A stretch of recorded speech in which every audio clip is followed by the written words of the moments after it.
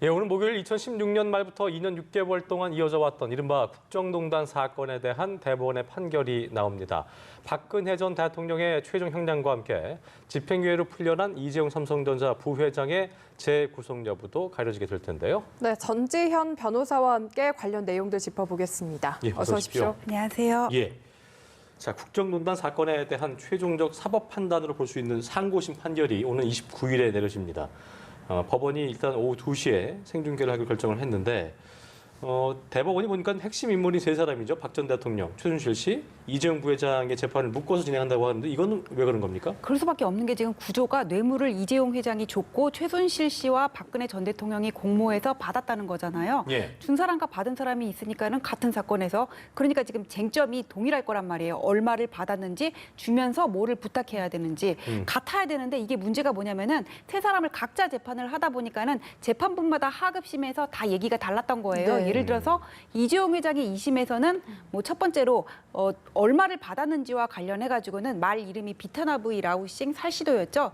이 친구들이 말 이름도 어렵고 또 몸값도 되게 비싸요. 셋이 합해서 36억 정도 한다고 하는데 네. 그렇죠. 얘를 삼성에서 최순실에게 건네줬냐 하는 부분에 대해서 재판부마다 말이 갈렸고 그리고 또 하나 말이 갈린 게 뭐냐면은 주면서 무슨 부탁을 했냐, 부정한 청탁을 했냐 하는 부분인데 이 부정한 청탁을 했냐는 거는 삼성의 경영권 승계 작업이 있는지와 연결이 되거든요. 그렇죠. 삼성의 경영권 승계 작업 얘기는 무슨 얘기냐면은 이재용 회장이 삼성물산의 지분을 가지고 삼성물산을 삼성 전체의 그룹의 정점에다 두고 중간에 삼성전자를 매개를 해서 그룹 전체를 지배한다는 건데 그 삼성물산 제일모직의 합병이 이런 승계 구도의 그 시발점이었다고 보는 게 검찰의 판단이었는데 이게 그런 구도가 실제로 존재했느냐와 관련해서 재판부마다 말이 달랐던 거예요. 이런 게 어디 있습니까? 대법원에서 정리를 해줘야 되겠죠. 정리를 해가지고는 어느 쪽이 옳다 이렇게 결론을 내린다면 잘못 판단된 하급심에서는 이거를 다시 판단해야 될 거 아니에요. 그래서 판단 여하에 따라서 누구는 여기서 재판이 확정되고 누구는 파기환송될 수가 있는 거죠. 네, 그러니까 지금 두 가지 쟁점을 얘기를 해주셨습니다. 하나는 말 세 마리를 이제 뇌물로 보느냐 안 보느냐 이 부분이랑 승계 작업이 있었는지 또 승계 작업에서 청탁이 있었는지 이 부분이 아닐까 싶은데요. 일단 말 세 마리부터 지금 이야기를 해보자면은 둘 중에 하나 하급심은 무조건 파기환송이 될 거라는 말씀이신 거잖아요. 근데 둘 다 파기환송될 가능성도 있다고 보시는지 궁금합니다. 그럼 그거는 우리가 지금 두 가지 쟁점을 얘기를 하고 있는데 이것 말고 또 다른 쟁점이 있을 수가 있고 예. 그리고 박근혜 전 대통령 같은 경우에는 공직선거법에서 분리선거 규정이 있거든요. 그래서 이게 여기에 대한 판단과 별개로 또 전부 다 파기환송될 가능성이 있다. 그 얘기는 지금 이래서 나오는 겁니다. 그리고 이것 말고도 또 다른 쟁점에 관해서 재판부에서 다시 판단해라 이러고 내려보낼 수도 있는 거고요. 그렇군요. 일단 결과적으로는 그 아까 얘기했던 말의 소유권, 그 말의 소유권이 1심에서는 이게 준 거다. 그렇기 때문에 그 액수를 50억이 넘게 받다가 그게 좀 이제 2심에서는 말의 소유는 삼성에게 있기 때문에 50억을 넘지 않으면서 이제 집유로 풀려나게 된 건데 이 말의 소유에 대해서 다시금 뭐 판단을 하겠죠. 대법원에서. 그러니까 이재용 회장 같은 경우에는 말 소유권이 몸값이 지금 36억이잖아요. 이 친구들이. 그래서 인정되고 안 되고에 따라서 이게 뇌물 공여 액수뿐만 아니라 횡령 액수도 횡령까지도, 달라져요. 예. 그래서 횡령 액수가 달라지면 50억을 기준으로 해서 최저 법정형이 달라지기 때문에 집유가 또 실형으로 바뀌게 될 이럴 가능성도 있거든요. 근데 이 말 소유권이 이전됐는지에 따라서 재판부마다 왜 이렇게 결론이 달라지냐면은 우리가 누구한테 집을 넘겼다, 자동차를 넘겼다 하면 먼저 등기부를 보잖아요. 예. 근데 이 등기부를 보니까는 이 말 소유권은 삼성으로 기재가 돼 있어요. 그러니까 여기서 소유권을 넘겼느냐는 명의는 삼성이 가지고 있지만은 사실상 넘겼는 게 맞냐 지금 이 얘기거든요. 근데 사실상 넘겼는지는 명확한 증거가 없으니까 삼성전자 박상진 사장이랑 최순실 씨 간에 둘이서 어떤 대화를 했고 정유라 씨는 어디까지 들었고 이런 것들을 토대로 우리가 추론할 수밖에 없는 거예요. 어떤 증거는 없는 상황이고. 예를 들어서 삼성이 본인들 명의로 이 말 소유를 등록한 거를 알고 최순실 씨가 박상진 사장한테 화를 냈다. 그래서 박상진 사장이 거기에 맞춰줬다고 한다면은 이 맞춰준 거를 소유권 이전 의사가 있다고 볼 수 있는 것으로 볼 것이냐. 예. 여기에 대한 판단이 또 갈릴 수가 있는 거고 또 정유라가 뭐라 그랬냐면 재판에 나와서 엄마가 말을 네 것처럼 타 이렇게 얘기했다 그랬거든요. 예. 네 것처럼 타라는 게 우리 거니까 타라는 얘기였는지 아니면은 그냥 소유권은 삼성에 있지만은 거의 네 거나 마찬가지라고 판단할지 또 판단이 갈릴 수가 있는 거고 국정농단 사태 터지고 이 최순실이 안드레아스라는 외국인 이 마필 관리사를 중간에 끼고 말 소유권을 일단 그쪽에 넘겼다가 나중에 자기가 이렇게 취득하도록 계약을 체결했을 때 이걸 일종의 어떤 무권대리로 볼 것인지 아니면 소유권이 자기한테 있어가지고 이렇게 한 것으로 볼 것인지 판단이 달라질 수밖에 없는 거거든요. 근데 이게 삼성 측을 대리했던 변호인들 입에서는 이게 이재용 회장 판결이랑 그 박근혜 대통령 재판부랑 결론이 달라질 수밖에 없었던 게 사실 이 자료는 다 삼성에서 가지고 있잖아요. 그래서 예. 박근혜 전 대통령 재판부에서는 삼성 측의 입장이 여기서 제대로 충분히 이렇게 방어가 안 됐다 그런 얘기도 있어서 대법원에서 어떤 식으로 최종적으로 결론을 내릴지가 주목되고 있습니다. 지금 이야기를 들어보면은 뇌물이 아니다 쪽으로 좀 더 높게 보시는 것 같기도요. 지금 같기도 한데요. 좀 어떻게 전망을 하시나요? 글쎄요, 이거는 제가 소송 기록을 어렵죠. 전부 안 봤기 때문에 명확하게 말씀드릴 수는 없지만 일단 판결문이라든지 언론에 나온 그런 것들을 토대로 볼 때 이게 명확한 증거가 있는 게 아니라 최순실 씨가 이렇게 말했다, 정유라가 이렇게 들었다, 이런 식으로 계약을 했다 이런 걸 가지고는 추론할 수밖에 없는 입장이잖아요. 그래서 이게 형사 재판이지 여론 재판은 아니란 말이에요. 이런 거에 네. 대해서 비난은 할 수 있지만은 형사 재판이라는 거는 엄격하게 증거 재판주의에 따라서 이루어져야 되는데 이렇게도 판단할 수도 있고 저렇게도 판단할 수 있는 부분을 딱 어느 쪽이다. 그래 이 정도면 준 게 맞다. 이렇게 단정하기는 좀 어렵지 않을까. 그냥 조심스럽게 제 추측입니다. 예, 대부분의 판단을 좀 지켜보겠고요. 자, 아까 말씀하셨던 이 부회장의 그 삼성 경영권 승계 인정 여부도 쟁점일 텐데 마찬가지로 이제 하급심 판단이 엇갈렸었습니다. 현재 검찰에서 삼성 회계 부정수사를 진행하고 있는 상황인데 이게 뭐 승계 작업이라는 어떤 현안이 없었다는 판단이 좀 뒤집어질 수 있는 가능성은 또 어떻게 보시는지? 아니, 전 뒤집어질 가능성은 없다. 이게 그러니까 희박하다. 예, 좀 낮다고 보는 게 이유가 뭐냐면 그 승계 작업은 이제 부정한 청탁이랑 연결되고 부정한 청탁은 이 사건에서 제3자 뇌물죄랑 연결이 되는데 제3자 뇌물은 이제 미르 K재단에 삼성이 그 기부를 한 거랑 그다음에 동계스포츠재단 16억 낸 거랑 이게 있거든요. 근데 미르 K재단은 삼성뿐만 아니라 다른 기업도 다 참여를 해서 참여했었죠. 이거는 뇌물성을 인정하기가 어렵다고 보고 이제 동계스포츠가 16억이 있어요. 근데 16억 액수는 크지만은 이 사건에서 문제된 전체 뇌물 액수에 비하면은 그렇게 비중이 크게 높지는 않거든요. 그래서 제가 볼 때는 이 삼성의 경영권 승계 작업 인정 여부는 박근혜 전 대통령보다는 이재용 회장한테 중요성이 커요. 왜냐하면은 삼성의 경영권 승계 작업이 있었다면은 이게 부정한 청탁으로 연결이 되고 이재용 회장 항소심에서는 이걸 어떤 강압에 의한 수독적 뇌물 구조로 봐가지고는 네. 집행유예를 인정을 했지만 만약에 경영권 승계 구도가 이런 게 있었고 부탁을 했다고 한다면은 대가로 내가 거래를 한 거지 어쩔 수 없이 뺏긴 게 아니잖아요. 그래서 집행유예가 실형으로 바뀔 가능성이 있는데 지금 이 아까 삼바 사태 얘기하셨잖아요. 그 삼바는 뭐냐면은 이재용 회장이 삼성물산에는 지분이 별로 없고 제일모직이 많았어요. 그런데 2015년에 삼성물산과 제일모직이 합병을 했단 말이에요. 그럼 이재용 회장 측에서는 제일모직의 가치가 높게 평가되면 더 좋은 거잖아요. 근데 제일모직의 자회사인 삼성바이오로직스가 이때 분식회계를 했다는 거예요. 회계 처리 기준을 자회사인 에피스를 종속회사로 봤다가 관계회사로 이렇게 바꿨다는 건데 그 근거가 미국의 삼성바이오젠이라는 회사가 콜옵션을 행사할 가능성을 이게 근거로 제시를 했거든요. 예. 그러니까 이게 어떤 분식 회계가 아니냐. 이게 삼성 내부에서 미전실에서 이것들을 지시한 자료가 나타나가지고 이런 것들이 고의적으로 분식 회계를 처리하고 제일모직의 가치를 높이기 위한 승계 구도 작업의 일환이 아니었냐. 그래서 수사가 들어갔는데 예. 이 건과 관련해가지고는 지금 문제가 되는 거는 뭐냐면은 얼마 전에 삼성바이오로직스의 김태한 사장이 영장이 기각이 됐단 말이에요. 그렇죠. 그다음에 지금 기소도 안 하고 있어요. 그러니까 내부적으로 어떤 증거 인멸 부분에 대해서는 직원들이 다 구속됐지만은 이게 어떤 윗선의 지시에 의한 거, 윗선의 지시가 아니라면은 이게 승계 작업의 일환이라고 볼 수가 없거든요.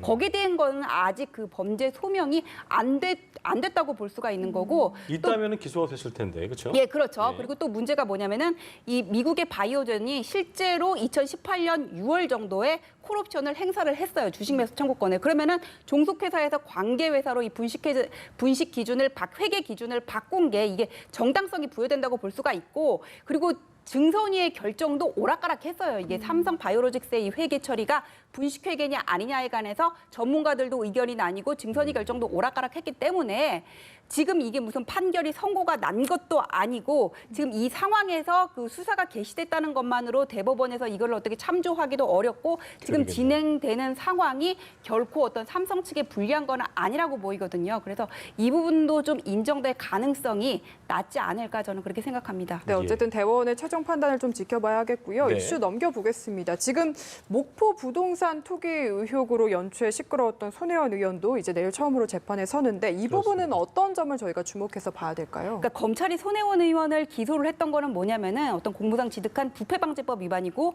공무상 취득한 그 비밀 자료, 보안 자료를 가지고 개인적인 이득을 취했다 이런 부분이었거든요. 근데 여기에 대해서 손혜원 의원 측은 뭐라 그러냐면은 그 자료는 어떤 보안 자료가 아니라 이미 공청회 때 50명 모아놓고 다 공개된 자료다. 지금 그렇게 반박을 한 거예요. 보안 자료가 아니다. 예. 예, 보안 자료가 반박을 했는데 보안 자료가 반박을 했고 그게 지금 시점이 2017년 5월이었거든요. 그래서 제가 그때 공청회에서 공개됐다는 자료를 제가 찾아가지고 이렇게 봤는데 예. 저는 잘 모르겠더라고요. 이걸 확대를 해도 흐릿해가지고는 이게 동일한지 어떤지를 좀 구별하기가 어렵던데 아무래도 그래서 재판에서는 이 자료의 보안 자료성 여부가 관건이 될 것이고 어느 정도까지 공개가 됐는지 손혜원 의원이 부동산을 매입한 지역이라든지 뭐 시기 특정성을 가지고 판단을 하지 않을까 싶고 이것과 구분해야 될 게 뭐냐면은 검찰의 몰수 보전 청구를 법원이 일부 기각을 했는데 네. 그 기각된 거는 재단이라든지 남편 명의의 회사 명의로 구입한 부동산 같은 경우에 이게 2017년에 12월 이후에 구입을 한 부동산에 대해서는 2017년 12월 14일 날 이 자료가 외부에 공개됐다고 해요. 그래서 그 이후에 구입을 한 거는 문제가 없다 그래가지고는 이제 몰수 보전 청구를 기각을 한 거거든요. 공개가 된 부분에 대해서는. 예, 그래서 이 몰수 보전 기각된 부분하고 손혜원 의원이 이미 공개된 자료다 그렇게 얘기를 하는 부분하고 시점이 달라요. 2017년 예. 5월이고 2017년 12월이어가지고는 몰수 보전 청구 일부 기각된 거 가지고는 우리가 이거 손혜원 의원한테 더 유리하게 돌아가고 있는 거 아니냐 좀 그렇게 판단하기에는 무리가 있는 것으로 보입니다. 그렇군요. 자, 김성태 의원도 뭐 정치적 폭거라면서 1인 시위를 하면서 울먹이기도 했는데 딸의 부정채용 의혹으로 28일 재판이 시작됩니다. 국정감사 증인 채택을 무마하는 대가로 딸의 정규직 채용을 뇌물로 받았다는 건데 정리까지 어떤 상황만 지켜봤을 때 둘 사이 연관성을 좀 밝혀낼 수 있을까요? 어떻게 좀 보고 계세요?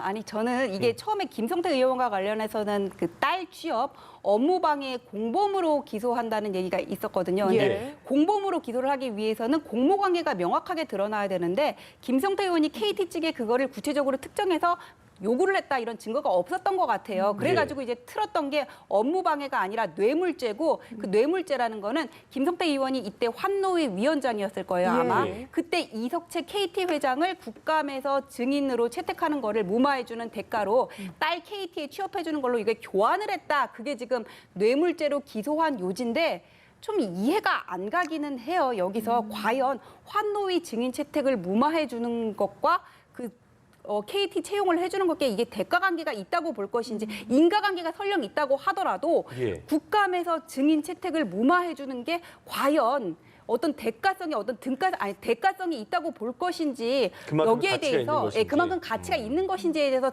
법원에서 어떻게 판단할지가 일단 문제가 되고 네. 그 다음에 김성태 의원 측에서는 당시에 증인 채택을 무마했던 거는 본인 개인의 판단이 아니라 당론이다 이렇게 주장을 하고 있어서 저는 이 문제는 좀 법리적으로 그다음에 당시에 그 증인 채택 무마 과정을 좀 살펴보고 판단해야 되겠지만은 뇌물죄 기소한 거는 객관적으로 봐서 좀 억지스러운 면이 없지 않다 그렇게 봅니다. 그러니까 뭔가 김성태 의원이 그 딸의 어떤 채용을 대가로 원하는 그런 어떤 뭐 증거라든가 KT 측과 주고받은 이런 것들이 확실하게 드러나지 않는다면 쉽지 않다는 말씀이신 거죠? 예, 이걸 이게 뭐 김성태 했다고 의원 딸이 KT로 취업하는 데 있어서 다른 사람보다 특혜를 받았다는 거는 이거는 무슨 정치적인 책임을 지고 윤리적으로 비난할 수 있는 거는 맞지만 네. 뇌물죄로 기소를 해서 이렇게 재판을 받게 하는 거는 법적으로. 법적인 문제이고 또 증거재판주의에 따라서 판결이 내려져야 되는데 이거를 좀 구분해서 생각을 해야 되겠다는 생각이 들어요. 네. 네, 다음 이슈로 넘어가 보겠습니다. 홍대 일본 여성 폭행 영상이 지금 화제인데 그렇습니다. 가해자로 지목된 남성은 뭔가 조작됐다 이렇게 주장을 하고 있고요. 사건 경위부터 좀 설명을 해주시죠. 해주실까요? 이게 그저께 한 영상이 올라왔는데 새벽 6시에 홍대 거리에서 있었던 일이라 그래요. 보라색 상의를 입은 남성이 일본 여성들이 앞에 가는데 뒤에 따라가고 있고 뭔가 이렇게 욕설을 하는 게 그대로 나옵니다. 예. 욕설을 하는 게 나오고 그 다음에 여성이 이렇게 머리채를 예. 잡는 것도 나오고 여성이 그냥 머리채만 잡힌 게 아니라 보면은 바닥에 이렇게 주저앉아 있어요. 이렇게 잡히는 바람에 내가 이렇게 완력에 의해서 끌려서 넘어졌다는 얘기잖아요. 예. 그 영상이 이제 전파되고 나서 그 영상을 본 한 누리꾼이 경찰에 그거를 신고를 해가지고는 저 남성의 신병을 확보를 하게 됐는데 남성 뭐라 그러냐면 욕은 저쪽에서도 먼저 했다 그러고 나는 머리채를 잡았을 뿐 때리지는 않았기 때문에 폭행은 아니다 이렇게 얘기를 했거든요. 하지만 욕설을 양쪽에서 같이 했어도 내가 한 게 맞다면은 그거는 죄가 되는 거고요. 예. 모욕죄가 되는 거고 그 다음에 머리채를 잡았어도 때리는 것만 폭행죄는 아닌 거거든요. 그렇죠. 머리채를 잡았어도 그거는 폭행죄에 해당하기 때문에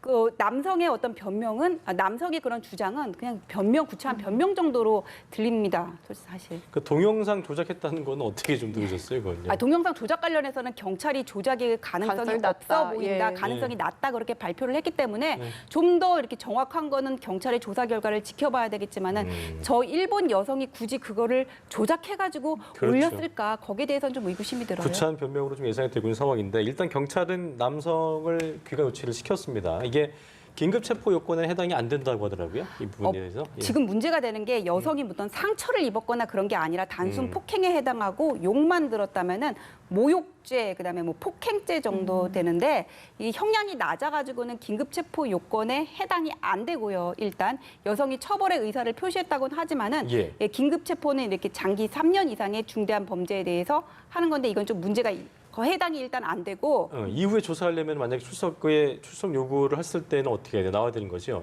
나와야 되는데 그때 계속 안 나온다면 그때는 이제 체포영장은 발부될 수 있습니다. 그렇군요. 네, 알겠습니다. 오늘 이야기는 여기까지 짚어보도록 하겠습니다. 지금까지 전지현 변호사와 함께했습니다. 말씀 고맙습니다. 감사합니다.